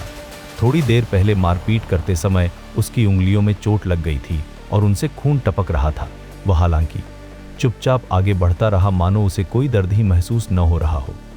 जतिन ने घबराकर कंपनी की पीआर टीम को फोन किया और उन्हें विला के बाहर हुई पूरी घटना के बारे में विस्तार से बताया। हालांकि आजकल खबरें आग की तरह फैलती हैं।